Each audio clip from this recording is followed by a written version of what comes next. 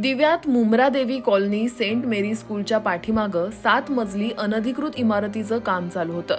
या बिल्डिंगला लिफ्टसाठी मोकळी जागा सुद्धा सोडण्यात आली होती। परंतु दिव्यात अनेक ठिकाणी पाहायला मिळतंय की बिल्डर हे लोकांकडून रूम विकल्यानंतर लिफ्टसाठी पैसे घेतात, परंतु ती लिफ्ट वर्षानुवर्ष बांधली जात नाही।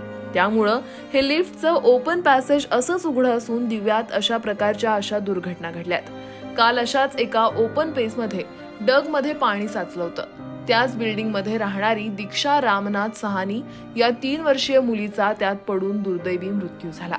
या दुर्दैवी मुलीच्या मृत्यूला कारणीभूत असणाऱ्या बेजबाबदार बिल्डरांवर तात्काळ मनुष्यवधाचा गुन्हा दाखल झाला पाहिजे अशी मागणी शिवसेना उद्धव बाळासाहेब ठाकरे पक्षाचे दिवा शहर संघटक रोहिदास मुंडे यांनी केली आहे।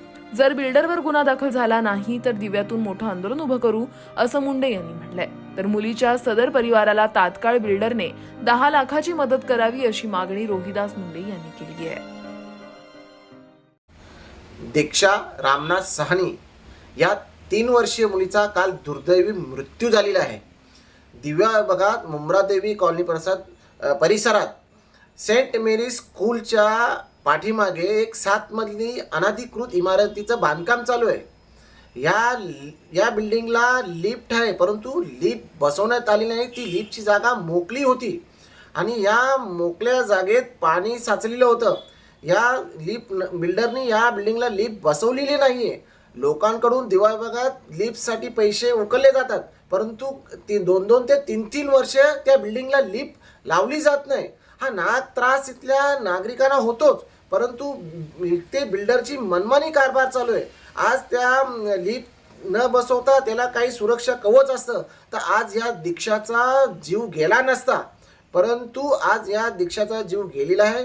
आणि त्या घरच्या लोकांना बिल्डरांकडून धमकावण्यात येते की या संदर्भात तुम्ही काही बोलायचं नाही, पोलीस स्टेशनला जायचं नाही। तरी आमची शिवसेना उद्धव बाळासाहेब ठाकरे पक्षाकडून मागणी आहे की या बिल्डरवरती सदोष मनुष्यवधाचा गुन्हा दाखल झाला पाहिजे आणि त्या परिवाराला 10 लाखाची मदत या बिल्डरांनी तातडीने केली पाहिजे। अन्यथा आम्ही शिवसेना उद्धव बाळासाहेब ठाकरे पक्षाकडून उग्र आंदोलन करू।